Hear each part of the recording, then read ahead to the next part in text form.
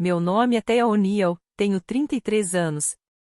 No último dia de ação de graças, meu pai me apresentou para 14 parentes usando apenas uma palavra, a garçonete. Ele fez uma pausa, esperando a risada, e ela veio.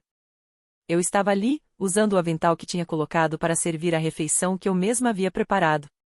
Sorri daquele jeito que a gente sorri quando escuta a mesma piada tantas vezes que ela deixa de ser engraçada e vira quase um rótulo. O que meu pai não imaginava, e ninguém naquela mesa sabia, era que eu já tinha tomado uma decisão. Na próxima vez que minha mãe levantasse a taça para brindar minha irmã, tudo seria diferente. E eu observava exatamente o momento em que ela estendia a mão para pegá-la. Toda família tem seus rituais, e o nosso era tão previsível que dava para acertar o relógio por ele. A sala de jantar dos meus pais acomodava 8 pessoas com conforto, ou 14, quando alguém buscava a mesa dobrável na garagem e fingia que a emenda no meio não existia. Esse alguém sempre era eu. Também era eu quem passava a toalha mais bonita, deixava o peru marinando 2 dias antes e chegava a casa às 7 da manhã, enquanto o restante da família ainda dormia tranquilamente. Quando os primeiros carros começaram a entrar na garagem, o aroma delicioso que saía da cozinha era resultado do meu trabalho, embora ninguém jamais reconhecesse isso. Coloquei o avental quase no automático, como um profissional que veste o uniforme sem pensar. Depois fiz o que sempre fazia, servi os pratos, completei os copos, recolhi a louça e garanti que nada faltasse. Meus primos se acomodavam nas cadeiras como clientes em um restaurante, porque, para eles, era exatamente esse o meu papel naquela casa. Meu pai ocupava a cabeceira da mesa, segurando sua cerveja com a tranquilidade de alguém que nunca precisou se perguntar quem preparou ou serviu a refeição diante dele. Minha mãe circulava entre as conversas, sorrindo, tocando os ombros das pessoas e desempenhando o papel de anfitriã perfeita. Até aquele momento, ninguém tinha sido ofensivo.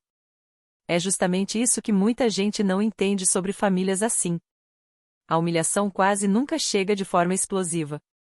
Ela aparece devagar, disfarçada de carinho, normalmente na sobremesa, quando todos estão olhando e alguém resolve fazer um brinde.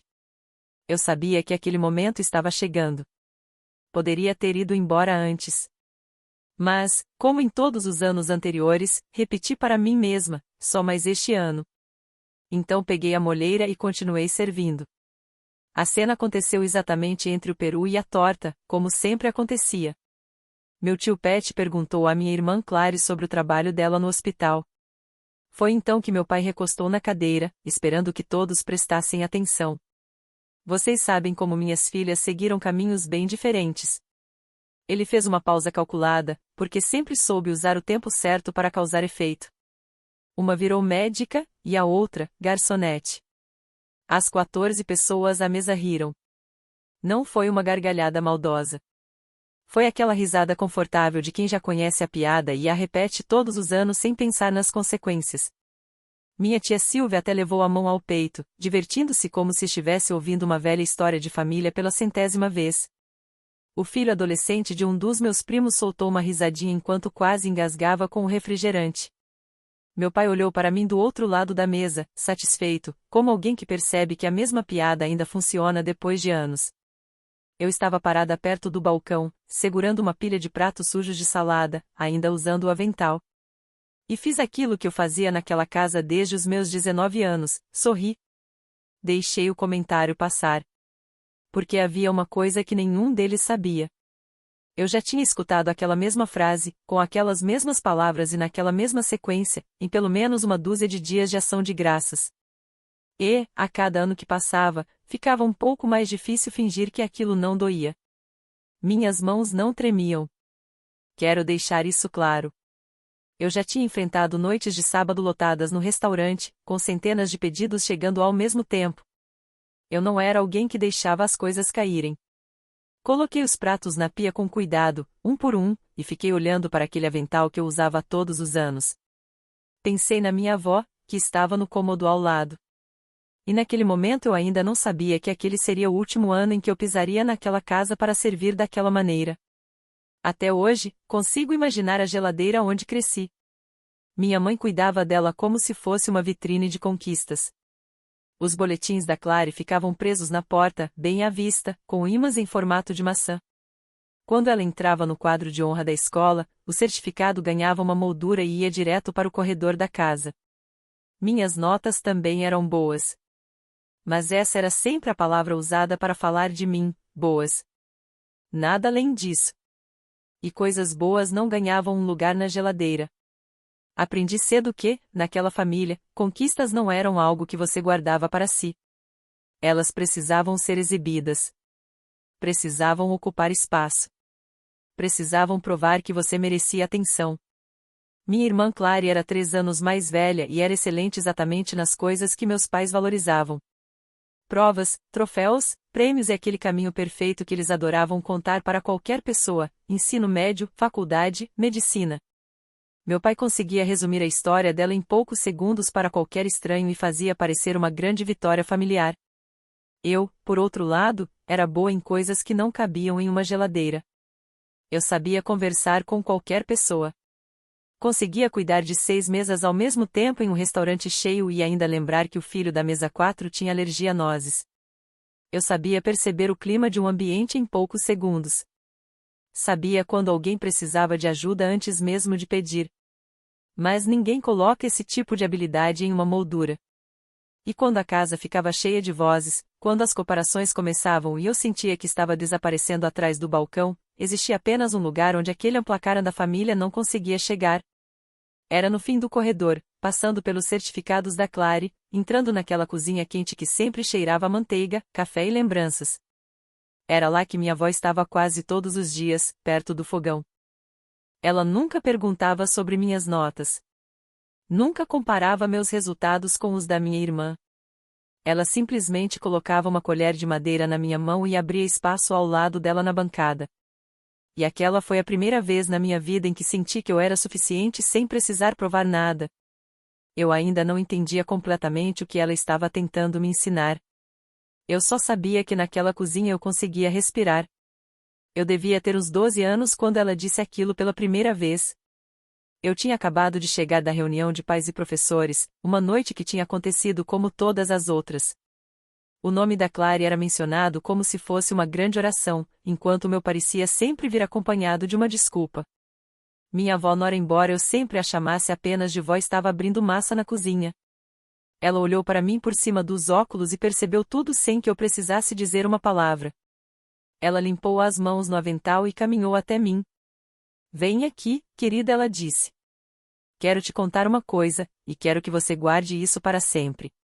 Eu me aproximei. Um trabalho é algo que você faz, minha avó falou. Não é aquilo que define quem você é. Na época, eu não entendi completamente. Eu tinha apenas 12 anos. Achei que ela estava apenas tentando me consolar. Só muitos anos depois percebi que, sem perceber, ela estava me entregando uma das maiores lições da minha vida. Aquela cozinha já não existe mais. A casa antiga foi vendida, e minha avó agora mora em uma pequena suíte construída pelos meus pais ao lado da cozinha deles. É perto o suficiente para que, em alguns dias tranquilos, eu ainda consiga ouvir ela cantarolar do outro lado da parede. Ela tem 84 anos. Há 14 meses, o médico que não era minha irmã finalmente deu nome ao que todos nós já suspeitávamos: demência. Agora existem dias bons. E existem dias em que ela me chama pelo nome da minha mãe. Mas nos dias bons, ela continua sendo completamente ela mesma. Forte, determinada e cheia daquela personalidade que sempre teve. E era exatamente por causa desses dias bons que eu ainda estava usando aquele avental naquela mesa de tanques de vinho. Porque eles estavam ficando cada vez mais raros. E eu tinha feito uma promessa silenciosa para mim mesma: enquanto minha avó ainda estivesse aqui para ver, eu manteria aquela família unida ao redor dela. O que eu ainda não sabia era que, em algum momento, cumprir essa promessa e proteger a mim mesma se tornariam duas escolhas completamente diferentes. Existe uma parte da minha vida que minha família nunca fez questão de conhecer: eu sou boa no que faço. Eu não era apenas alguém servindo mesas em um restaurante qualquer na beira da estrada. Eu comandava o salão de um restaurante sofisticado no centro da cidade, um lugar onde as reservas costumavam acabar semanas antes. Em uma noite movimentada de sábado, eu era praticamente a pessoa responsável por manter tudo funcionando. Eu coordenava um salão com cerca de 90 clientes e uma cozinha com 11 profissionais trabalhando ao mesmo tempo. Eu entendia de vinhos. Sabia como conversar com uma mesa quando um prato atrasava 20 minutos e ainda fazer aquelas pessoas sentirem que estavam sendo cuidadas, não esquecidas. Eu mesma treinei metade dos garçons daquele restaurante. E quando o dono falava sobre abrir uma segunda unidade, meu nome era sempre o primeiro que ele mencionava. Ele costumava dizer: ela ajudou a construir isso. Ninguém colocou aquilo na minha frente em uma geladeira com um imã. Eu tinha uma boa renda. Meu carro estava totalmente pago. Eu construía uma vida confortável e tranquila. E, sinceramente, eu dormia muito melhor à noite do que meu pai, um homem que passou a vida inteira medindo o próprio valor pelo cargo que ocupava. Então, quando ele me chamava de garçonete como se essa fosse a grande piada sobre quem eu era, a verdade é que aquilo já não destruía meu orgulho. Eu parei de precisar da aprovação deles há muito tempo. Eu construí minha própria vida longe o suficiente para ter paz, e mantive essa distância por escolha. Essa é a parte que as pessoas nunca entendem quando perguntam: por que você continuava voltando? Eu não voltava por eles. Eu não voltava esperando finalmente provar meu valor. Eu voltava por uma única pessoa. Minha avó, sentada atrás daquela parede, cantarolando uma música de 1962 enquanto seus dias bons começavam a desaparecer. Tudo que eu aceitava naquela mesa, todas aquelas pequenas humilhações, eu suportava porque sair daquela casa significava me afastar dela. E eles sabiam disso. Em algum lugar dentro dele, acredito que meu pai sempre soube exatamente qual porta eu nunca conseguiria fechar. Minha mãe levantou a primeira taça logo depois da piada, antes mesmo que as risadas terminassem completamente. Ela fazia aquilo como alguém que já tinha ensaiado aquele momento muitas vezes. Levantou-se, bateu 2 vezes o garfo na taça de vinho e, imediatamente, toda a mesa ficou em silêncio. Um silêncio que ela nunca conseguia quando era a minha voz que precisava ser ouvida.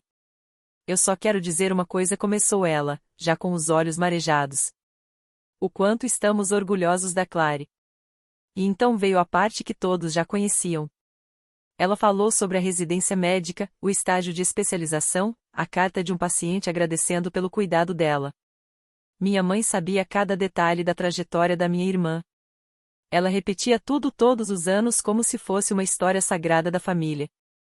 E, como sempre acontecia, todos ao redor da mesa começaram a concordar, sorrir e levantar suas taças na direção da minha irmã. Um brinde a Clary, disse minha mãe. A Clary, responderam todos ao mesmo tempo. E foi naquele momento que eu percebi algo sobre minha irmã que eu nunca tinha permitido enxergar de verdade. Ela sorriu. Agradeceu. Mas, quando estendeu a mão para pegar a própria taça e receber aquele reconhecimento, seus dedos tremeram. Foi algo quase imperceptível. Um pequeno movimento que desapareceria em segundos. A maioria das pessoas nem teria notado. Mas eu notei. Passei 15 anos aprendendo a entender um ambiente em poucos segundos. Eu sabia perceber mudanças mínimas no comportamento das pessoas, mesmo quando ninguém mais via. E então percebi outra coisa. Clary levantou a taça, encostou nos lábios e colocou de volta na mesa sem beber. Havia um copo de água ao lado dela, e foi a água que ela tomou. Guardei aquela informação na minha mente, sem saber exatamente porquê. Durante toda a minha vida, eu olhei para Clary e enxerguei a pessoa da porta da geladeira. A filha perfeita. A imagem que meus pais exibiam com orgulho. A pessoa que sempre recebia os brindes. Mas nunca tinha parado para pensar que talvez ela também fosse alguém tentando se manter firme por dentro, segurando tudo com as 2 mãos debaixo daquela mesa enquanto todos a aplaudiam. Naquela noite, pela primeira vez, eu enxerguei minha irmã de outra maneira. E isso mudou completamente a forma como eu veria tudo o que aconteceu depois. Voltei para a cozinha para cortar e montar os pratos de torta. Enquanto fazia isso, deixei minha mente contar, pela primeira vez, tudo naquela sala que tinha sido feito por mim. O peru era meu. Eu tinha preparado a marinada, assado, deixado descansar e cortado. O recheio era uma receita da minha avó, feita pelas minhas mãos, porque a versão da minha mãe vinha de uma caixa pronta. Todo mundo sabia disso, mas ninguém comentava. O molho era meu. Os legumes eram meus. Os pães eram meus. Até o molho de cranberry eu tinha preparado, em vez de simplesmente abrir uma lata. Eu tinha comprado os ingredientes, pago por boa parte da comida e começado tudo antes mesmo do sol nascer. Mas havia outra coisa que eu precisei admitir para mim mesma naquele momento. Eu também era a pessoa que organizava os cuidadores da minha avó. Era eu quem carregava na bolsa aquele cartão plastificado com a lista dos remédios dela. Era eu quem levava minha avó às consultas com o neurologista quando minha mãe dizia que não podia sair do trabalho e meu pai simplesmente não sabia lidar com aquele tipo de situação. Eu fazia tudo em silêncio. Da mesma forma que alguém limpa uma mesa entre um prato e outro em um restaurante. Sem chamar atenção. Sem esperar reconhecimento. Durante anos, eu dizia para mim mesma que aquilo era amor. Que ser a pessoa que segurava tudo era a mesma coisa que ser a pessoa mais amada. Mas ali, parada no balcão com a espátula de torta na mão, ouvi novamente as risadas vindo da sala de jantar. Alguém repetia a piada do meu pai para um primo que tinha chegado atrasado e não tinha ouvido. E uma pergunta que eu nunca tinha permitido existir apareceu dentro de mim. Se eu era tão necessária, por que ser necessária parecia exatamente a mesma coisa que ser invisível? Eu não tinha uma resposta. Mesmo assim, levei a torta para a mesa com um sorriso no rosto. Porque depois de 20 anos servindo pessoas, você desenvolve esse tipo de habilidade. A capacidade de mostrar uma coisa por fora enquanto sente algo completamente diferente por dentro. Mas aquela pergunta já tinha encontrado espaço dentro de mim. E eu não conseguia mais fingir que ela não estava lá. Depois do jantar, levei um prato de torta para a suíte da minha avó. Ela já não aguentava ficar muito tempo em ambientes cheios, então antes da refeição nós a colocamos em sua poltrona perto da janela. E naquele dia era um dos dias bons. Eu percebi no instante em que entrei no quarto. O jeito como os olhos dela encontraram os meus era diferente. Ela estava presente. Atenta. Era minha avó inteira ali, exatamente como eu lembrava. Aí está minha menina, ela disse. Não chamou pelo nome da minha mãe. Chamou pelo meu. Sentei no banco perto dos pés dela e entreguei o prato com a torta. Ela comeu 3 garfadas devagar, depois colocou o garfo de lado e ficou me olhando por alguns segundos. Então disse: Você fez tudo de novo. Não era uma pergunta. Eu sorri. Alguém precisava fazer, respondi. E ela não sorriu de volta. Minha avó estendeu a mão e segurou meu queixo, exatamente como fazia quando eu tinha 12 anos. O mesmo gesto de carinho, o mesmo olhar que parecia enxergar muito mais do que eu dizia. Até ela falou baixinho: Você é feliz lá dentro? Ou você só é útil? Naquele instante, senti como se todo o barulho daquela noite tivesse desaparecido dentro de mim. Porque, em 84 anos de vida, minha avó nunca desperdiçou uma pergunta. Eu abri a boca para responder aquilo que eu sempre respondia para todo mundo. Estou bem, vó. Está tudo certo. Mas as palavras não saíram. E ela percebeu. Você não precisa responder hoje, disse ela com calma. Depois apertou minha mão e voltou a olhar pela janela. Mas eu sabia que aquela pergunta ficaria guardada na memória dela. Nos dias bons, minha avó lembrava de tudo. E eu fiquei ali, sentada naquele banco, entendendo que ela tinha acabado de me entregar uma pergunta que eu não responderia com palavras. Eu teria que responder com a minha própria vida. Você poderia imaginar que aquela piada finalmente acabaria. Mas não acabou. Mais tarde, enquanto tomávamos café, chegaram alguns primos que tinham participado de outro horário do jantar em outro lugar da cidade. E meu pai teve a oportunidade perfeita de repetir tudo de novo para uma nova plateia. E se existe uma coisa que meu pai adorava, era uma nova plateia. Até é a nossa pessoa que entende todo mundo, ele disse. À primeira vista, parecia um elogio. Até você perceber onde ele sempre queria chegar. A Clary cuida de corações, e a Teia. Ele levantou a caneca na minha direção. A Teia sabe exatamente como você gosta do seu café. Mais risadas. Aquela risada leve, automática, de quem não percebe que está machucando alguém. Mas o que realmente me incomodou não foi a frase em si. Foi algo muito menor. Algo tão natural que quase passou despercebido. Uma das minhas novas primas, uma mulher mais ou menos da minha idade, segurando uma criança pequena no colo, olhou para mim com um sorriso completamente inocente e disse: Ah, você pode pegar mais café para mim enquanto está de pé? Só coloca um pouquinho de creme. Enquanto está de pé. Como se estar levantada fosse o meu lugar natural naquela casa. Como se aquele avental dissesse para todos exatamente qual era a minha função. E a pior parte de tudo, aquilo que fiquei pensando por muito tempo depois, foi que eu respondi. Claro. E fui buscar o creme. Porque esse era o reflexo que 20 anos naquela mesa tinham criado dentro de mim. Mais forte que o orgulho. Mais forte que a raiva. Era o impulso de deixar tudo confortável para os outros. De não causar problemas. De simplesmente carregar mais uma bandeja. Eu levei o creme para ela. E, já que eu estava levantada, aproveitei para encher outras 3 xícaras também. Porque era isso que eu sempre fazia.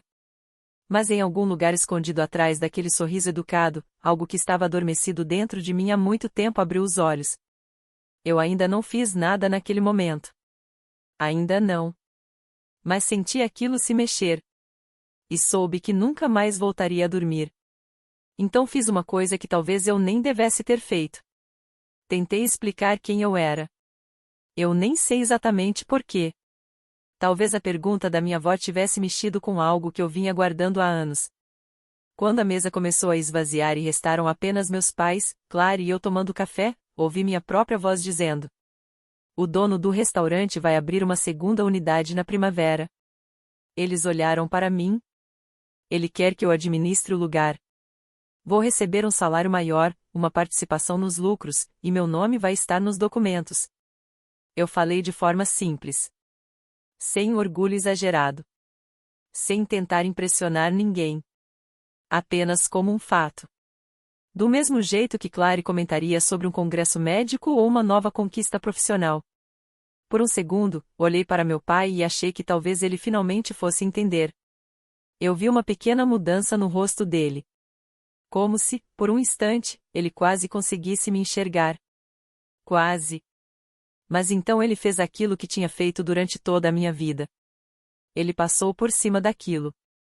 Que bom, querida, disse ele, naquele mesmo tom que alguém usa quando elogia o desenho de uma criança. Então virou para minha irmã. Clary, você contou para eles aquela história com o chefe do departamento de medicina? E, em um segundo, toda a atenção voltou para ela. A oportunidade da segunda unidade do restaurante, algo que eu tinha construído com minhas próprias mãos, desapareceu no meio da conversa como se nunca tivesse existido. Foi naquele momento que eu entendi uma coisa. E aquilo doeu muito mais do que qualquer piada. Eu nunca conseguiria fazer eles me enxergarem tentando explicar meu valor. Porque o problema nunca foi falta de informação. Eu poderia colocar todas as minhas conquistas naquela mesa. Poderia mostrar tudo que construí, tudo que alcancei, tudo que fiz sozinha. E ainda assim nada mudaria.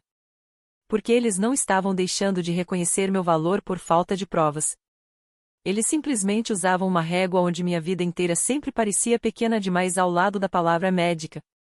Você não consegue vencer uma competição quando as regras foram criadas para pagar você desde o começo.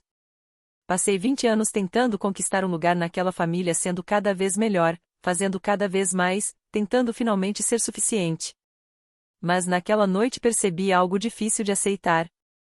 Aquele lugar nunca esteve realmente disponível para mim.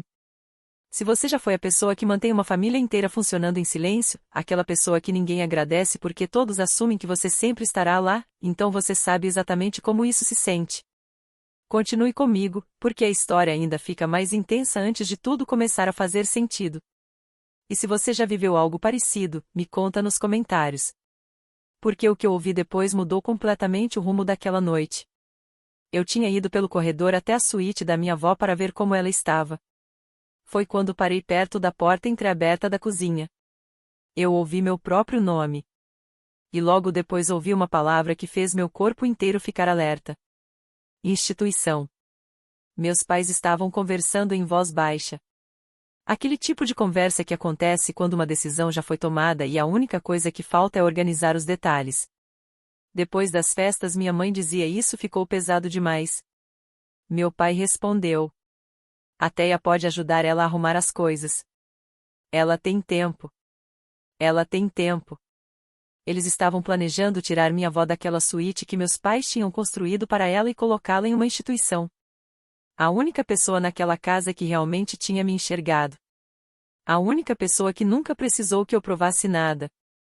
E eles decidiram isso entre eles, tomando café, como se fosse apenas mais uma tarefa da semana. E, como sempre, já tinham definido quem faria o trabalho. Eu. Ninguém perguntou para minha avó. Ninguém perguntou para mim. Fiquei parada naquele corredor, com a mão encostada na parede, sentindo como se o chão daquela noite inteira tivesse mudado de lugar. E não era o fato de eles precisarem de ajuda. Todo mundo precisa de ajuda em algum momento. Cuidar de alguém doente ou idoso é uma responsabilidade enorme, e eu sabia disso melhor do que qualquer pessoa. O que me atingiu foi a facilidade com que eles decidiram. A maneira como meu futuro foi colocado em uma frase simples, como se eu não tivesse escolha. Ela tem tempo. Eu não entrei naquela cozinha para discutir. Não gritei. Não fiz uma cena. Fui até o quarto da minha avó, sentei ao lado dela enquanto ela dormia e deixei aquele sentimento dentro do meu peito ficar mais frio. Mais calmo. Mais claro. Uma hora depois, encontrei minha mãe sozinha na pia lavando a louça. Fui até ela e perguntei em voz baixa sobre o que eu tinha ouvido. Mantive a calma. Eu já tinha acalmado mesas muito mais difíceis do que aquela cozinha. Vocês iam me contar que estavam planejando mudar a avó? Ela nem pareceu surpresa. Nem tentou esconder. Ah, nós íamos conversar com você sobre isso. Ela continuou lavando a louça. Você é tão boa com essas coisas, Teia. Você tem tempo. E, sinceramente, você faz isso melhor do que qualquer um de nós. E foi naquele momento que tudo ficou claro. A coisa que eu passei 20 anos tentando não enxergar estava bem diante de mim. Durante toda a minha vida, eu dizia para mim mesma que eles dependiam de mim porque confiavam em mim. Porque eu era capaz. Porque ser a pessoa responsável significava que eu era valorizada. Mas ali, parada naquela pia, vendo minha mãe lavar uma taça de vinho e me entregar a tarefa mais pesada da família como se estivesse apenas passando um pano de prato, eu finalmente entendi a verdade. Eles não contavam comigo porque me respeitavam. Eles contavam comigo porque não respeitavam o meu tempo da mesma forma que respeitavam o dos outros. Na lógica deles, o tempo de um médico era valioso. O tempo de uma garçonete estava sempre disponível.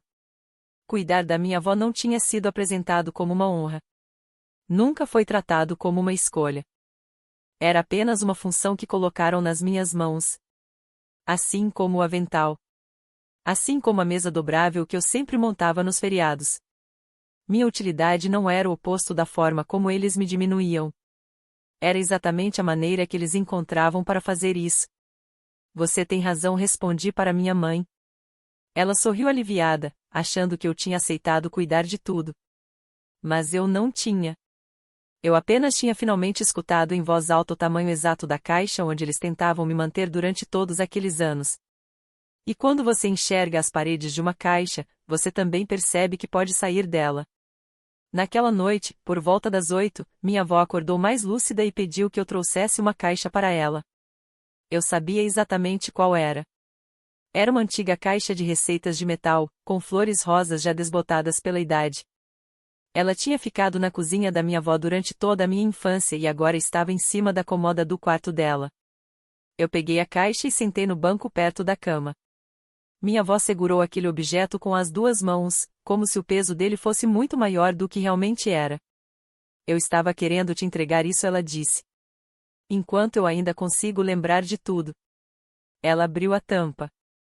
Dentro estavam dezenas de cartões de receitas, acumulados durante décadas. A letra dela ficava mais firme nas receitas antigas e mais tremida nas mais recentes. Estavam ali a receita do recheio, da massa da torta, da marinada do peru, todas aquelas coisas que eu tinha preparado naquele dia e em todos os outros anos. Algumas tinham pequenas manchas de ingredientes, marcas deixadas pela cozinha da mãe dela antes mesmo de chegar às mãos da minha avó. Ela passou os dedos pelos cartões. Isso é seu. Fez uma pausa. Não é da Clary. É seu. Eu fiquei sem reação. Vó, eu não posso pegar isso. Isso pertence à família. Mas ela segurou meu pulso com uma força que eu nem esperava de alguém com 84 anos e olhou diretamente para mim até eu parar de tentar argumentar. Escuta bem o que eu vou te dizer, porque talvez amanhã eu não consiga falar isso com tanta clareza. A voz dela era firme. Seu pai mede as pessoas usando a mesma régua que o pai dele usava para medir ele. Ele carrega isso dentro dele. Talvez ele nem consiga perceber. Talvez nunca mude. Ela tocou na caixa. Mas você, eu fiz questão de criar você na cozinha por um motivo. Os olhos dela ficaram cheios de lágrimas, mas ela continuava completamente presente. Eu queria que você tivesse pelo menos um lugar na vida onde ninguém estivesse contando pontos. Um lugar onde você não precisasse competir para ser suficiente. Ela apertou minha mão. Prometa uma coisa para mim. Eu olhei para ela. Não deixe que eles transformem você na pessoa que serve a própria família. Entendeu? Ela respirou fundo. Você não é a ajuda. Você nunca foi. Eu prometi. Mas naquele momento eu ainda não entendia completamente o que estava prometendo. Eu só sabia que algo dentro de mim tinha mudado. Então percebi uma coisa. Eu estava naquela casa há 13 horas. E em nenhum momento eu tinha sentado à mesa. Nenhuma vez. Eu tinha passado o dia inteiro em pé. E agora continuava ali, segurando a caixa de receitas da minha avó, ainda usando o avental. Mas, pela primeira vez, aqueles cordões amarrados na minha cintura não pareciam apenas parte de uma roupa. Pareciam algo apertando meu pescoço.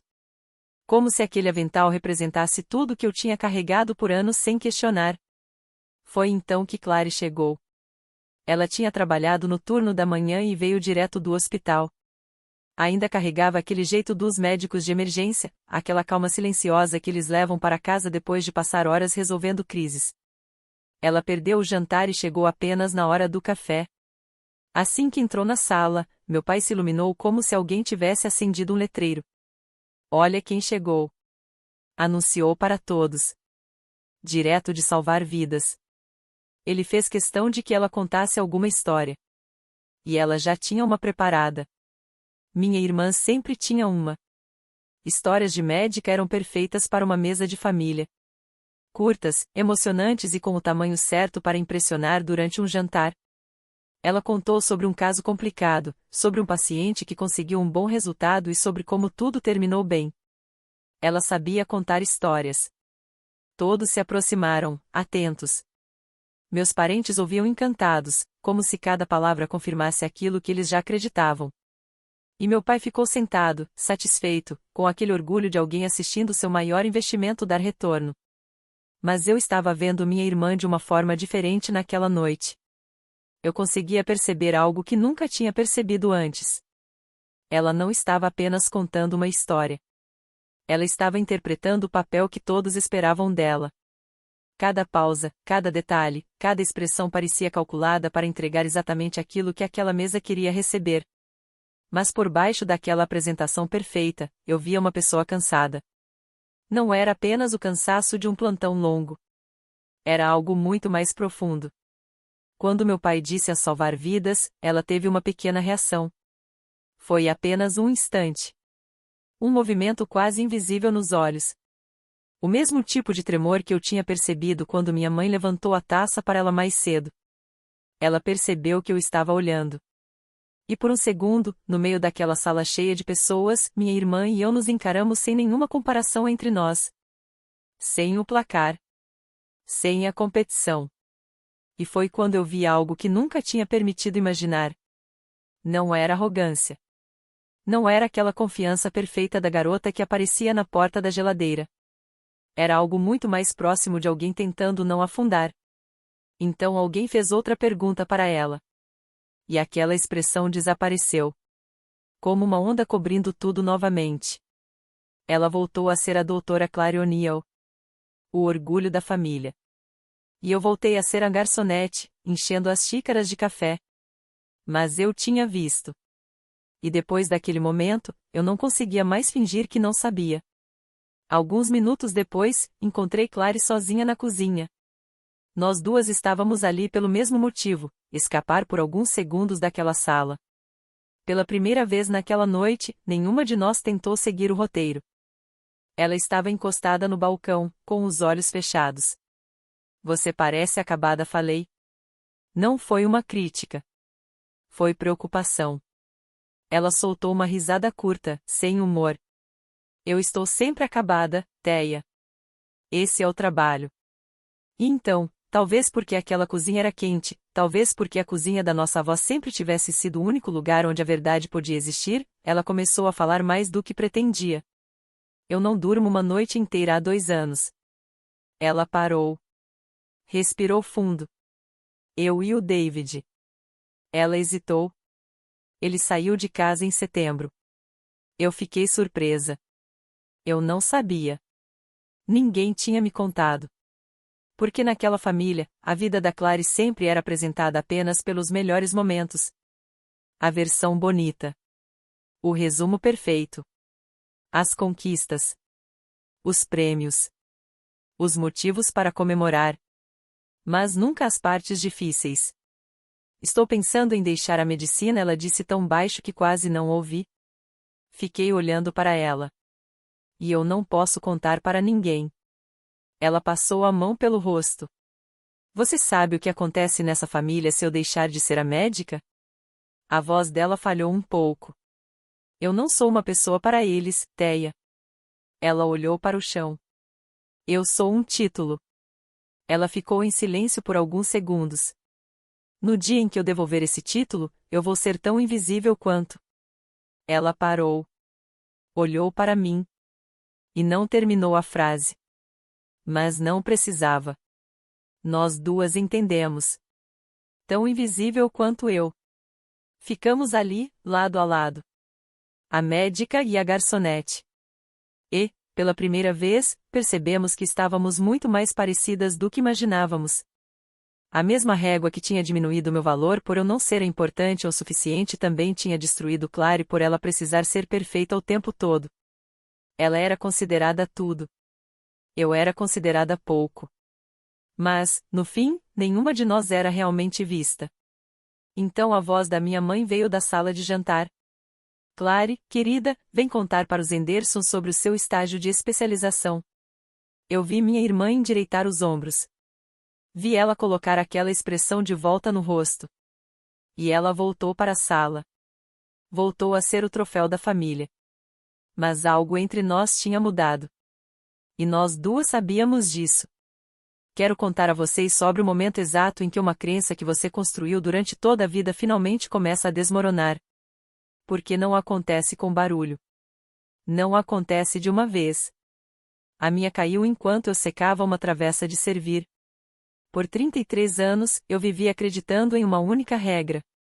Uma ideia que organizava tudo na minha cabeça: se eu me tornasse indispensável, se eu fosse a pessoa que cozinhava, que levava todo mundo aos lugares, que organizava compromissos, que resolvia problemas, que nunca pedia nada e nunca deixava nada dar errado, então um dia a conta finalmente fecharia. Eu acreditava que, em algum momento, minha família perceberia meu valor e me enxergaria como enxergava o diploma da minha irmã. Esse foi o acordo silencioso que fiz comigo mesma quando tinha 12 anos e me sentia pequena perto daquele balcão. Seja tão necessária que eles não consigam imaginar a vida sem você. E talvez essa necessidade se transforme em amor. Mas naquele momento, secando aquela travessa, eu finalmente enxerguei o tamanho da mentira. Nunca iria se transformar em amor. Porque eu tinha construído tudo usando a mesma régua que eles usavam. Eu apenas criei minha própria competição. A coluna de quem cuidava mais. A coluna de quem fazia mais. A coluna de quem sacrificava mais. E eu dizia para mim mesma que, se eu vencesse aquela disputa, finalmente conquistaria o lugar que sempre quis. Mas você não consegue vencer um jogo tentando provar seu valor em um placar criado para pagar você. Cada prato que eu preparava. Cada consulta com o neurologista. Cada manhã em que eu acordava antes de todo mundo para resolver algo. Tudo virava apenas mais um ponto em uma competição onde meus pontos nunca seriam considerados. Passei 2 décadas tentando conquistar um lugar em uma porta de geladeira onde eu nunca estive. E a parte mais difícil de aceitar era que eu também tinha participado da construção daquela prisão. Não tinha sido apenas algo que eles fizeram comigo. Eu também tinha feito comigo mesma. A pergunta da minha avó voltou à minha mente e parecia estar parada no meio daquela cozinha. Você é feliz ou você apenas é útil? Coloquei a travessa sobre o balcão. E finalmente entendi. Essas duas coisas não eram formas diferentes de descrever a mesma vida. Elas eram completamente opostas. E durante anos eu tinha escolhido a opção errada. Naquele mesmo dia, havia uma caixa de sapatos no armário do corredor. Eu tinha ido procurar um carregador de celular e, ao mexer nela, tudo caiu no chão. E foi assim que acabei sentada ali, segurando uma parte do meu pai que eu nunca deveria ter encontrado. Era um caderno pequeno, simples e antigo. Na capa estava a letra do meu avô. O pai do meu pai, um homem que morreu antes mesmo de eu nascer. Abri o caderno. Não eram contas. Era meu pai. Cada página tinha uma data, um número e uma avaliação. Raymond, 9 anos. Entregou jornais, $410. Poderia ter feito melhor. Outra página. Raymond, 15 anos. Trabalho de verão na fábrica, $92. Sem dedicação. Outra. Raymond, 22 anos. Supervisor. Ainda sem nada para mostrar. Página após página, eu vi a história de um menino sendo medido e considerado insuficiente pelas próprias mãos do pai. Fiquei sentada naquele chão do armário, segurando aquele caderno, e pela primeira vez entendi meu pai de uma maneira diferente. Não que isso justificasse tudo. Não apagava as coisas que ele tinha feito. Mas, por alguns segundos, aquela descoberta fez minha raiva diminuir. Ele não tinha criado a régua que usava para machucar os outros. Ele tinha herdado aquela régua. Durante toda a infância, ele foi avaliado por um homem que só enxergava dinheiro, resultados e conquistas. Ele cresceu tentando alcançar uma aprovação que nunca veio. E, em algum momento da vida, aquela régua se tornou a única ferramenta que ele conhecia para medir as pessoas que amava. Quando ele olhava para Clary, ele não via apenas uma filha. Ele via um número que finalmente faria seu próprio pai sentir orgulho.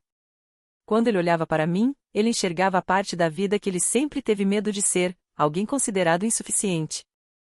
Era uma coisa profundamente triste.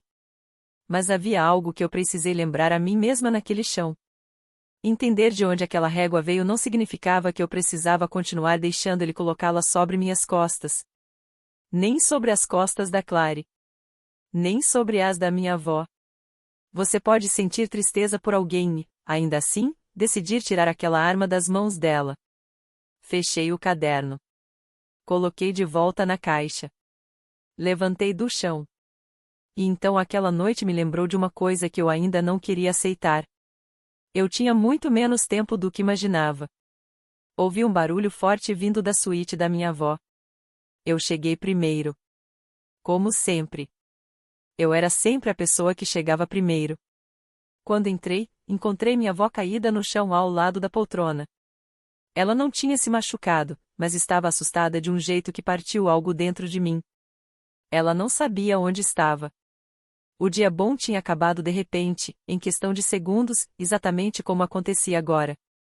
Ela levantou o rosto para mim com os olhos arregalados, confusa, como se estivesse procurando um lugar que já não existia mais. Onde está a cozinha da nora? Ela perguntou. Eu preciso voltar para a cozinha.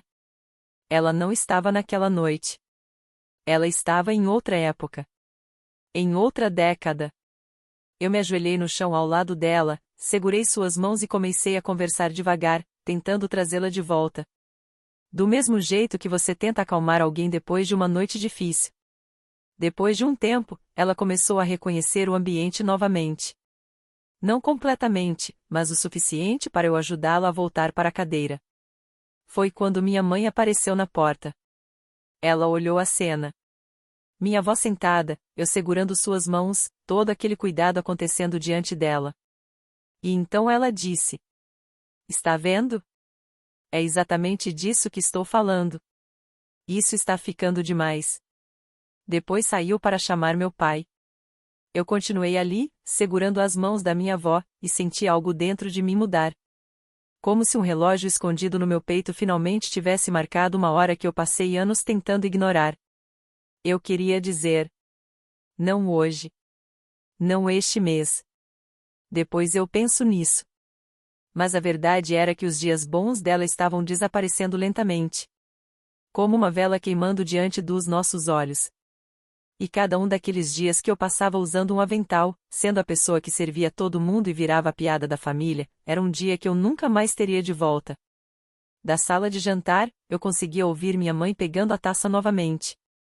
Mais um brinde estava começando. Antes de sair da suíte, naquele espaço frágil onde minha avó vivia agora, entre momentos de clareza e confusão, ela repetiu aquilo mais uma vez. Ela estava acomodada na poltrona. Mais tranquila. Minhas mãos entre as dela. Ela não estava completamente presente, mas também não tinha desaparecido. Ela olhou para mim. E, de alguma forma, algo nela reconheceu algo em mim. Algo mais antigo do que nomes. Um trabalho é algo que você faz, ela disse.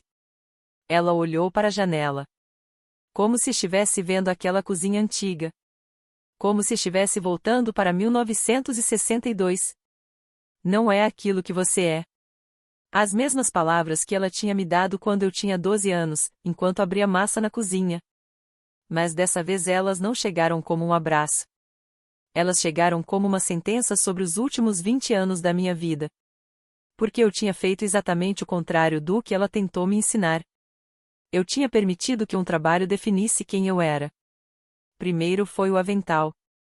Depois veio o trabalho invisível de manter aquela família funcionando. Cuidar de tudo. Resolver tudo. Ser a pessoa que sempre estava disponível. Eu deixei que eles me definissem pelo que eu fazia. E o pior de tudo era que eu também tinha ajudado nisso. Eu tinha me transformado em uma função. Em um par de mãos sempre prontas. Em uma pessoa que nunca sentava porque todos esperavam que ela continuasse de pé. Minha avó, uma mulher que já nem sempre conseguia lembrar o ano em que estava, tinha conseguido guardar aquela única frase no meio da confusão da mente dela. Porque talvez ela soubesse, melhor do que eu mesma, que um dia eu precisaria ouvir aquilo novamente. Fiquei ao lado dela até ela começar a dormir. E, enquanto observava minha avó descansar, senti todo o peso da minha vida daquele momento cair sobre mim. O avental. A caixa de receitas sobre a comoda. O barulho da queda. O brinde que eu conseguia ouvir se formando no outro cômodo.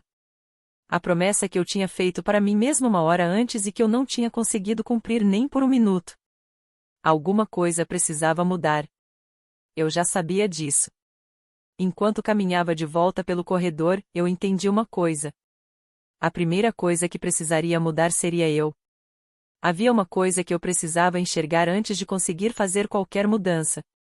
E foi a coisa mais difícil que eu já precisei admitir. O placar não era apenas deles. Também era meu. Passei a noite inteira com raiva do meu pai por ele medir o valor das pessoas como se todos fossem números. Mas, em algum momento, entre a pia da cozinha, o armário do corredor e as mãos trêmulas da minha avó, percebi que eu estava fazendo exatamente a mesma coisa do meu próprio jeito. Eu também tinha passado a vida inteira contando pontos. Quem preparou a comida? Quem levou minha avó às consultas? Quem pagou parte das compras? Quem apareceu de madrugada enquanto os outros ainda dormiam? Eu tinha criado meu próprio registro secreto, tão detalhado quanto aquele caderno do meu avô. E, dentro daquele registro, eu estava ganhando. Eu era a pessoa boa. A pessoa que realmente amava aquela família. A pessoa que fazia tudo pelos outros. E, mesmo sem nunca dizer em voz alta, eu passei anos esperando que alguém abrisse aquele meu livro de provas, lesse cada linha e finalmente anunciasse. Teia venceu. E esse era o meu erro. Essa era a armadilha.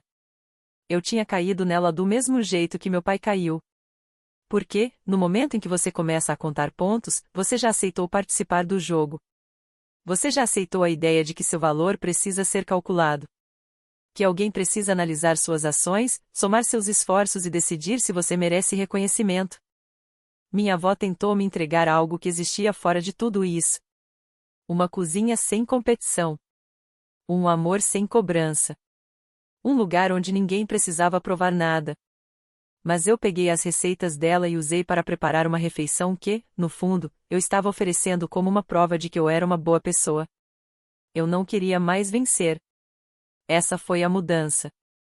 Parada naquele corredor, ouvindo o barulho dos brindes começando na sala ao lado, senti aquela necessidade de ganhar desaparecer aos poucos.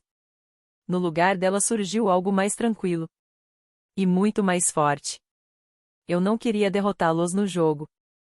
Eu queria parar de jogar. E finalmente entendi que só existia uma maneira de fazer isso. Eu sei que algumas pessoas esperam que eu tivesse feito uma grande cena naquele momento. Que eu levantasse a voz, expusesse todos e saísse como a vencedora da história. Mas não foi isso que aconteceu. Porque o que veio depois me custou muito mais do que qualquer resposta perfeita poderia ter custado. Se você já precisou escolher entre manter a paz ou proteger a si mesmo, continue comigo, porque você vai entender exatamente como essa escolha mudou tudo. Quando voltei para a sala de jantar, minha família já estava preparando o ritual que sempre encerrava aquela noite. A rodada dos brindes. Era exatamente o que parecia. Meu pai levantava a taça e, um por um, todos falavam alguma coisa. Mas, na prática, aquilo sempre virava uma volta pelo campo das conquistas da família. Com duas paradas garantidas. A primeira era um longo discurso cheio de orgulho sobre Clary. A segunda era comigo. Um momento rápido, uma piada sobre mim, uma frase engraçada em que eu mesma precisava diminuir minhas próprias conquistas para que todos rissem e a ordem natural daquela família continuasse intacta. Durante anos, eu escrevi essa frase na minha cabeça antes de cada tanque de vinho. Todo ano. Desta vez, inclusive, eu já tinha preparado uma no caminho até a casa. Por puro hábito.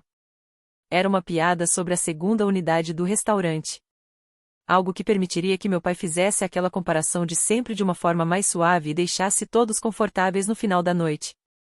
Meu pai bateu a taça com o garfo. A mesa ficou em silêncio.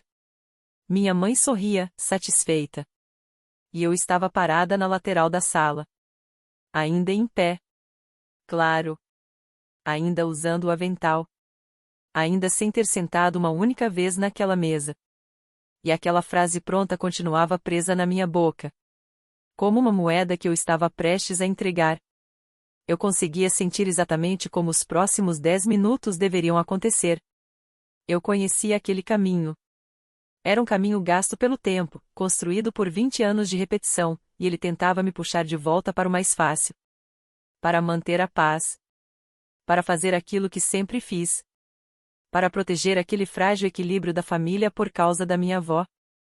E, no corredor, alguns metros atrás de mim, minha avó dormia. Cada vez com menos dias bons pela frente. Eu quase fiz. E eu preciso que você entenda o quanto eu cheguei perto. Porque qualquer pessoa que já tenha sentado em uma mesa como aquela sabe que o desejo de evitar um conflito não significa fraqueza. Às vezes, é o amor tentando sobreviver da maneira errada. Meu pai começou, como sempre começava. Fez o brinde sobre o ano que tinha passado e, naturalmente, conduziu a conversa para Clary. O currículo dela apareceu. Os elogios vieram. A mesa ficou mais animada. Todos sorriram. Eu observei minha irmã aceitar tudo com aquele sorriso firme no rosto e aquelas mãos que continuavam mostrando pequenos sinais de nervosismo. E cada parte de mim que tinha sido treinada desde a infância queria voltar para o velho roteiro. Faça a piada. Solte aquela frase engraçada. Deixe todos rirem. Não estrague a noite. Vovó quer a família unida. Você prometeu isso para ela. Se você destruir esse momento, vai perder a mesa. E se perder a mesa, vai perder os últimos momentos ao lado dela. Era um argumento forte. Porque era exatamente o argumento que eu tinha usado para continuar usando aquele avental durante 20 anos. E o mais difícil era admitir uma coisa. Aquele pensamento não vinha de maldade. Ele vinha de amor. Eu realmente queria aquela família unida pela minha avó. Eu teria dado quase qualquer coisa por mais um tanque de vinho tranquilo, cheio de carinho, antes que a confusão da doença levasse completamente os momentos de lucidez dela. E era justamente aí que estava a armadilha. A mesma lógica que meu pai carregava pela vida inteira. A ideia de que quem ama mais deve suportar mais, engolir mais, carregar mais, aceitar qualquer humilhação para impedir que tudo desmorone. Naquela noite, meu desejo e minha necessidade estavam sentados em lados opostos daquela mesa. E eu finalmente percebi que não conseguiria ter os dois. Para manter a família que minha avó amava, eu precisava continuar desaparecendo. Para parar de desaparecer, talvez eu precisasse causar uma ruptura justamente no período em que ela ainda tinha alguns momentos bons. Não existia uma escolha perfeita. Minha mãe então pegou sua taça. Ela se levantou. Bateu o garfo no vidro pela segunda vez naquela noite. E antes mesmo que ela abrisse a boca, eu já sabia exatamente o que viria. Porque aquela cena acontecia todos os anos. E naquela noite ela já tinha acontecido uma vez. Eu só preciso dizer isso mais uma vez, ela falou, sorrindo enquanto levantava o vinho na direção da minha irmã. Clary, nós estamos tão orgulhosos de você. Nossa filha, a médica. E mais uma vez, todos levantaram suas taças para ela. Mais uma vez. Alguém começou a bater palmas. E logo todos estavam aplaudindo, com aquela alegria tranquila de sempre. Celebrando minha irmã pela segunda vez naquela noite. Não apenas pelo que ela tinha feito, mas pelo título que carregava. E então eu vi duas coisas acontecendo ao mesmo tempo. Duas coisas que me atingiram de uma forma que eu não esperava. Eu olhei para Clary. O sorriso continuava no rosto dela. Perfeito. Intacto. Mas, por cima da borda da taça, que ela novamente levou até os lábios e novamente não bebeu, eu vi seus olhos. E havia algo ali. Não era orgulho. Não era felicidade. Era algo muito diferente. Era como se ela também estivesse tentando sobreviver àquele momento. Era o olhar de alguém sendo enterrada debaixo de elogios. Uma pessoa sendo aplaudida até desaparecer. Afundando justamente naquilo que todos acreditavam que era a sua maior conquista. E eu olhei para meu pai, sorrindo completamente convencido de que aquela era uma família feliz. As duas filhas dele estavam naquela sala. Mas nenhuma das duas realmente estava ali. Uma de nós tinha sido apagada por ser considerada pouco. A outra tinha sido apagada por ser considerada demais. E a mesma mão tinha causado as duas coisas. E agora aquela mesma mão estava batendo palmas. Aquele foi o momento. Não foi a piada. Não foi o pedido de café. Nem mesmo o plano de tirar minha avó da casa. Foi ver minha irmã brilhante, cansada e completamente perdida, aceitando aquele segundo brinde com um olhar vazio, enquanto uma sala cheia de pessoas que diziam amá-la comemorava justamente o fato de ela estar desaparecendo. Eu coloquei a cafeteira que segurava sobre a mesa. Então levei as mãos até as costas e desamarrei o avental. Quero explicar exatamente como foi esse momento, porque o gesto foi pequeno. Mas ele encerrou uma versão inteira da minha vida. Soltei os nós do avental. Passei a alça pela cabeça. Dobrei a peça uma única vez, do mesmo jeito que alguém dobra um guardanapo no final de um turno. As palmas continuavam acontecendo. Ninguém estava olhando para mim ainda. Eu era apenas parte da decoração daquela sala. Caminhei até a cabeceira da mesa, onde meu pai estava sentado, e coloquei o avental dobrado sobre a toalha, ao lado do prato dele. Sem cena. Sem discurso. Como alguém que simplesmente coloca uma conta sobre a mesa e espera que seja entendida. Então fiz algo que eu não tinha feito nem uma única vez durante as 13 horas em que estava naquela casa. Eu puxei a cadeira vazia no final da mesa. Aquela cadeira que ninguém usava. Porque, naquela família, a comida sempre sentava antes das pessoas. E eu sentei. Pela primeira vez na vida adulta, eu sentei à mesa da minha própria família como uma convidada. As palmas diminuíram. Foi possível sentir a atenção de todos mudando de direção. Como quando um restaurante inteiro fica em silêncio depois que alguém derruba um copo em algum lugar distante. O brinde da minha mãe ficou parado no meio da frase. Meu pai olhou para o avental dobrado ao lado do prato. Depois olhou para mim, sentada em um lugar onde eu nunca tinha sentado antes. E o rosto dele mudou. Era uma expressão confusa. Como alguém percebendo que uma regra antiga tinha sido quebrada, mas ainda tentando entender qual regra era essa. Teia, querida, minha mãe disse, ainda não terminamos. Você pode buscar sua avó para ela sentar com a gente? Eu respondi em voz baixa. Sem raiva. Sem gritar. Apenas cansada. Ela já está sentada. Minha mãe se sentou. Mais pelo choque do que porque realmente tinha escolhido fazer isso. E naquele primeiro momento de silêncio verdadeiro da noite, meu pai tentou recuperar o controle da sala. Ele usou a ferramenta mais antiga que conhecia. O humor. Ele sorriu e abriu os braços para todos na mesa, procurando aquela risada que sempre tinha funcionado antes. Bom. Ele disse. Parece que a garçonete finalmente resolveu tirar uma folga. Normalmente, todos teriam rido. Mas ninguém riu. Eu olhei para ele. Eu não sou a garçonete, pai. Minha voz não estava alta. E essa é uma das coisas de que mais me orgulho quando lembro daquele momento. Eu nunca precisei gritar. Nenhuma vez. Eu apenas falei a verdade. E a simplicidade dela atingiu muito mais forte do que qualquer grito teria atingido. Eu não sou a garçonete. Eu não sou a pessoa que serve todo mundo. Eu sou sua filha. Fiz uma pausa. E eu terminei de participar desse jogo de comparar quem vale mais. Ele piscou, sem entender. Ninguém está comparando nada, querida. É só uma brincadeira. Nós só. Eu o interrompi. Você faz essa mesma piada nessa mesa há 12 anos. A sala ficou em silêncio. Uma filha é médica. A outra é garçonete. Olhei para todos ao redor. Eu contei cada vez. Deixei aquelas palavras ficarem no ar. E então continuei. E hoje eu finalmente entendi por que essa piada sempre funcionou. Funciona porque todos naquela mesa tinham aceitado a mesma regra: uma pessoa vale exatamente aquilo que está escrito no cartão de visita dela. Esse era o segredo da piada. Era a única razão pela qual aquilo parecia engraçado. A sala ficou completamente em silêncio. Até as crianças tinham parado de conversar. O sorriso do meu pai ainda estava no rosto dele, mas agora parecia congelado. Um sorriso sem verdade por trás. Eu não vou mais fazer isso, eu disse.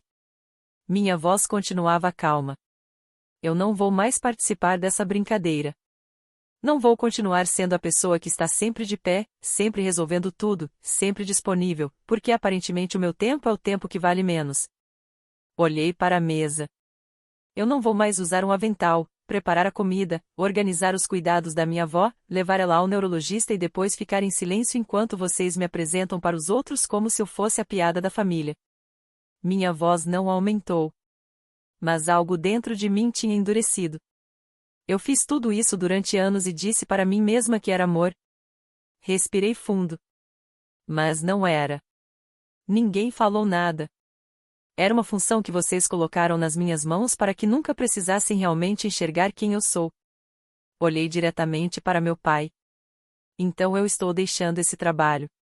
Uma pausa. A partir de agora. Minha mãe levou a mão ao peito.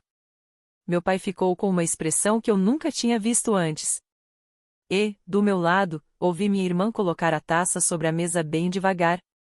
Meu pai recuperou o equilíbrio da única maneira que homens como ele costumam fazer. Ele atacou. Porque, para alguém que passou a vida medindo tudo com uma régua, ser questionado parece exatamente como ser atingido. Sabe qual é o seu problema? Ele disse. A voz dele começou a subir. A calma que ele sempre carregava estava desaparecendo. E naquele instante eu percebi que tudo tinha mudado de lugar. Seu problema é que você sempre teve inveja da sua irmã. Você nunca conseguiu fazer o que ela fez, então foi lá e começou a servir bebidas, e agora quer ficar aqui dando lição nessa família. Pai. A voz de Clary interrompeu o ar da sala. Baixa. Mas forte. Porque Clary nunca interrompia meu pai. Ela era o orgulho da família. E, naquela casa, o orgulho nunca deveria responder. Meu pai parou. Surpreso. Mas antes que ele pudesse continuar, eu falei. Mantive minha voz tranquila porque percebi uma coisa. Minha calma era a única coisa naquela sala que ele não sabia como controlar. Eu não tenho inveja da Clary, eu disse. Olhei para minha irmã. Eu amo a Clary. Depois voltei para meu pai. E se você tivesse olhado para ela uma única vez como pessoa, e não apenas como um título, teria percebido que ela não está bem. Ela não está bem há anos. O rosto da minha irmã mudou. E sabe por que ela não consegue contar isso para vocês? Porque ela tem medo de que, no momento em que deixar de ser a médica da família, vocês vão olhar para ela do mesmo jeito que sempre olharam para mim. Clary fez um pequeno som, quase um suspiro. Meu pai abriu a boca. Mas nenhuma palavra saiu. É isso que esse placar faz, continuei. Minha voz ainda estava baixa. Mas agora todos naquela mesa estavam ouvindo. Ele não destrói apenas quem está embaixo. Ele também esvazia quem está no topo. Olhei ao redor. Vocês passaram 30 anos sentindo orgulho de uma filha e fazendo piada com a outra, sem perceber que estavam perdendo nós duas exatamente da mesma maneira. Eu fiz uma pausa. E eu quero deixar uma coisa clara. Eu não estava dizendo aquilo para vencer. Não havia satisfação nenhuma dentro de mim. Eu não estava feliz vendo a expressão do meu pai mudar. Eu não estava comemorando. Eu apenas estava falando a verdade. A verdade naquele único lugar onde, durante toda a minha vida, ela nunca teve espaço. E eu sabia que o preço daquela verdade estava chegando. Eu estava pagando por ela naquele exato momento. E, pela primeira vez, eu estava pagando de olhos abertos. Então tudo se desfez. Do jeito que essas coisas costumam acontecer. De uma vez só. E em várias direções. Minha tia Silvia se levantou indignada. Isso é uma falta de respeito. Ninguém fala assim com o próprio pai no tanque de vinho. Ela pegou o casaco. Chamou o marido. E foi aí que começou a saída. Cadeiras arrastando pelo chão. Pessoas murmurando desculpas apressadas. Parentes inventando motivos urgentes para ir embora. De repente, todos tinham algo importante esperando dentro dos carros. Minha mãe começou a chorar. A imagem perfeita que ela tinha construído durante 40 anos estava desmoronando diante de todos. Como você pôde fazer isso? Na frente de toda a família. Como você pôde fazer isso com a gente? E naquele momento eu percebi que minha mãe não estava sofrendo pelo que eu tinha dito.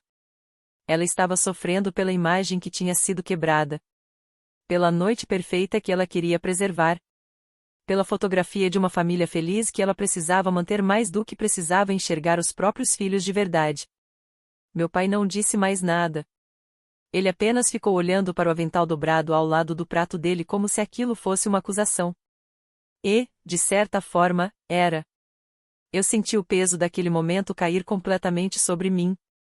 Exatamente como eu sabia que aconteceria. Aquela era a família que minha avó amava. E agora estava se despedaçando justamente na fase em que ela tinha menos tempo de lucidez. E eu era a pessoa que tinha acendido o fósforo. Eu provavelmente perderia aquela facilidade de estar perto dela. Meus pais controlavam aquela suíte. Controlavam aquela porta. E eu tinha acabado de transformar o homem que segurava a chave em alguém contra mim. Talvez eu tivesse trocado os últimos meses bons da minha avó por uma única noite em que finalmente falei a verdade. Eu sabia disso enquanto estava sentada naquela mesa. Eu tinha calculado o preço antes mesmo de tirar o avental. E ainda assim escolhi fazer. Porque, para mim, coragem nunca foi não sentir medo. Coragem sempre foi escolher mesmo sabendo exatamente o que você poderia perder. A sala estava ficando vazia ao meu redor.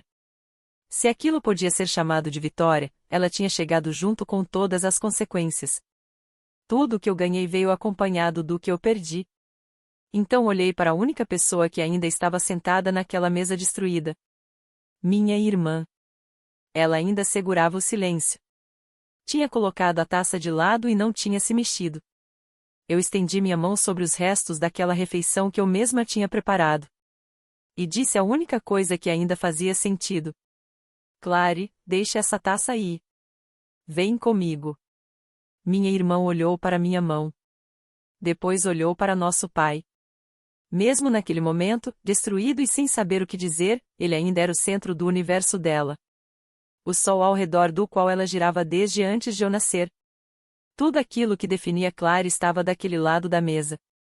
O título. Os elogios. O certificado na parede. A aprovação segura e confortável de uma sala que nunca tinha feito ela provar que era mais do que o trabalho dela. Tudo estava ali. E tudo que eu oferecia era minha mão aberta. E um caminho para fora daquela casa. Sem título. Sem aplausos. Sem nada escrito dizendo quem ela deveria ser.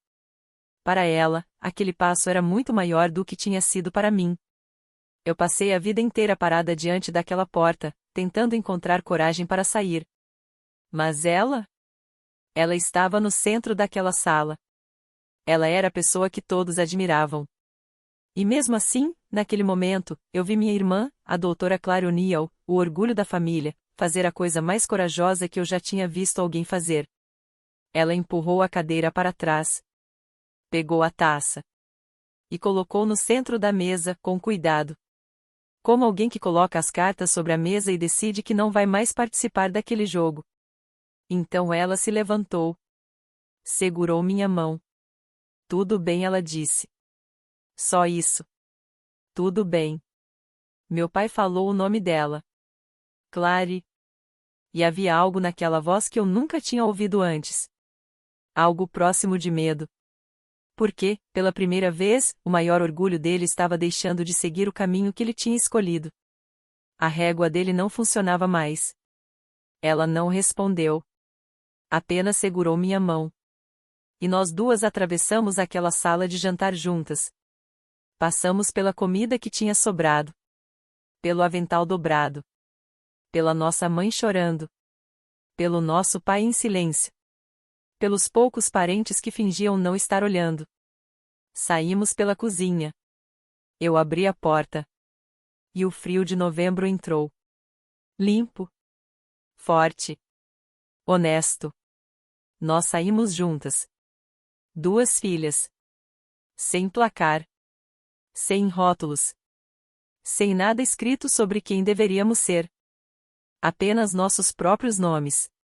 A porta se fechou atrás de nós. E, pela primeira vez em toda a minha vida, eu saí daquela casa sem deixar para trás a única pessoa que eu realmente amava. Porque, dessa vez, ela estava saindo comigo. Mas nós ainda não tínhamos ido embora de verdade. Não naquele momento. Porque existia uma porta daquela casa pela qual eu jamais conseguiria passar sem parar antes. E Clary sabia disso também. Nós voltamos pela entrada lateral da suíte da minha avó, em silêncio, quase como 2 estranhas entrando escondidas na própria família, apenas para dar boa noite a ela antes de partirmos para tudo aquilo que viria depois. Ela estava acordada. E até hoje eu agradeço pelo que aconteceu naquele instante. Porque minha avó estava completamente presente. Lúcida. Com os olhos claros. Ela era ela mesma, inteira, iluminada pela luz suave do quarto. Ela olhou para nós duas paradas na porta. De mãos dadas. Com os casacos vestidos. Com o rosto ainda marcado pelo que tinha acontecido no outro cômodo. E ela não precisou que ninguém explicasse nada. Ela entendeu. Na verdade, talvez ela tivesse entendido antes mesmo de nós duas. Aí estão vocês, ela disse baixinho. Depois sorriu. Minhas meninas. Então ela olhou diretamente para mim e disse a frase que fechou um ciclo de 20 anos. Eu sempre soube quem você era, Thea. Muito antes de qualquer pessoa bater palmas por alguma coisa que você fez. Depois os olhos dela foram até Clary. E o olhar ficou mais suave. As duas. Ela segurou o braço da cadeira. Um trabalho é algo que vocês fazem. Uma pausa. Nunca foi aquilo que vocês são. Eu me ajoelhei ao lado dela e coloquei a cabeça no colo da minha avó, como quando eu tinha 12 anos naquela cozinha que não existia mais. Ela passou a mão pelo meu cabelo. E naquele momento eu entendi todo o peso daquela noite. Pela primeira vez, eu tinha sido vista completamente. De verdade. Pela única pessoa cuja aprovação realmente importava para mim. Mas o preço daquela verdade tinha sido alto. Eu tinha comprado aquele momento com a perda da família perfeita que minha avó sempre quis manter unida. Justamente em uma fase em que cada dia ao lado dela era precioso. Eu tinha vencido. E tinha perdido. Ao mesmo tempo. Naquele mesmo quarto. Sob aquela mesma luz. E, mesmo assim, eu não teria trocado aquele momento por nada. Já faz algum tempo desde aquela noite. E hoje eu consigo contar como tudo se acomodou. Porque a verdade é que, depois da explosão, veio algo muito mais silencioso. E muito mais forte. Eu não perdi minha avó. Esse era o medo que tinha me mantido presa àquele avental durante 20 anos. E no fim, aquilo que parecia enorme no escuro era muito menor do que eu imaginava. Meu pai ficou furioso. Mas a raiva dele durou exatamente até o momento em que ele percebeu uma coisa. Eu era a pessoa que realmente sabia como os cuidados dela funcionavam. As cuidadoras. Os remédios. As consultas com o neurologista. Tudo. E as ameaças dele sobre aquela porta não tinham força nenhuma, porque no fundo ele precisava de mim do outro lado dela. Então fizemos um acordo. Frio. Prático. Sem grandes emoções. Mas funcionou. Hoje eu vejo minha avó mais vezes, não menos. Porque agora eu vou até ela como neta. Não como a funcionária não remunerada da família. Contratamos uma segunda cuidadora. Clary paga a metade. Ela pode pagar. E, pela primeira vez, ela quis ajudar. Minha irmã reduziu a carga de trabalho na primavera. Ela começou terapia. Ela e David estão tentando conversar novamente, devagar. Ela me liga aos domingos à noite. E nós não comparamos mais nossas vidas. Não existe disputa. Não existe placar. Nós apenas conversamos. Duas pessoas. Não dois títulos. E isso é a coisa mais verdadeira que qualquer uma de nós já teve. A família ficou menor. Alguns parentes escolheram ficar do lado do meu pai. Outros me mandaram mensagens em particular, coisas que nunca teriam coragem de dizer naquela mesa, admitindo que sempre se perguntaram por que eu aceitava aquilo por tanto tempo. O tanque de vinho deste ano foi diferente. Foram 6 pessoas no meu apartamento. Não 14 pessoas naquela sala de jantar. E, pela primeira vez, ninguém precisava provar o próprio valor para merecer um lugar à mesa. Eu continuei cozinhando porque eu amo cozinhar. Eu amo preparar as receitas da minha avó usando aquela caixa de lata com rosas desbotadas que agora fica na bancada da minha cozinha. Mas, naquele ano, eu cozinhei porque eu quis. Não porque alguém esperava isso de mim. Não porque era minha função. E quando a comida ficou pronta, eu tirei o avental, sentei à mesa e comi.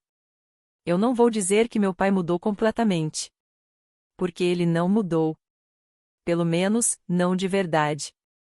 E eu estaria mentindo se tentasse transformar essa história em algo mais bonito do que ela foi. Ele ainda mede as pessoas usando a única régua que aprendeu a usar na vida. Ele ainda fala do título da Clary para qualquer pessoa que esteja disposta a ouvir.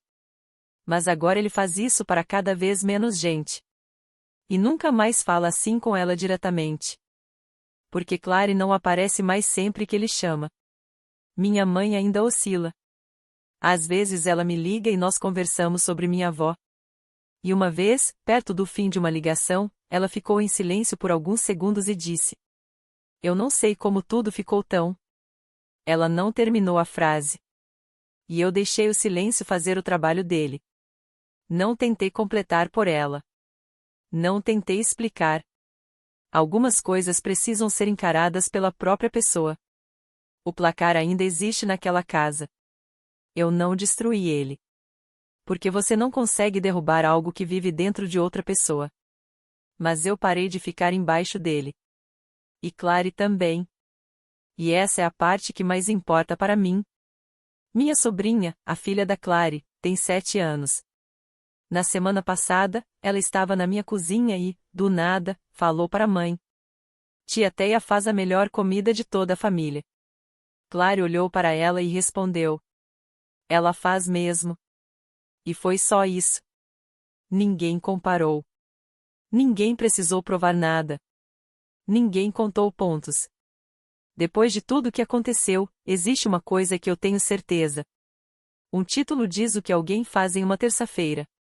Mas ele nunca vai dizer quem essa pessoa é quando as luzes se apagam e os aplausos acabam. Essa é a minha história. Um avental que finalmente foi dobrado e deixado de lado. Uma taça que voltou para a mesa. E uma avó que conseguiu me enxergar muito antes de qualquer pessoa pensar em aplaudir alguma coisa que eu fiz. Se existe alguém na sua vida que você sempre apresenta apenas pelo trabalho que faz, a enfermeira, o professor, a pessoa que está sempre ajudando, sempre cuidando, sempre disponível. Talvez hoje seja o dia de ligar para essa pessoa e perguntar: quem você é de verdade? Depois, compartilhe essa história com aquela pessoa que veio à sua mente enquanto você ouvia tudo isso. Obrigado por estar aqui comigo. De verdade. Deixe um comentário. Me conte sobre a pessoa que enxergou você antes de todo mundo.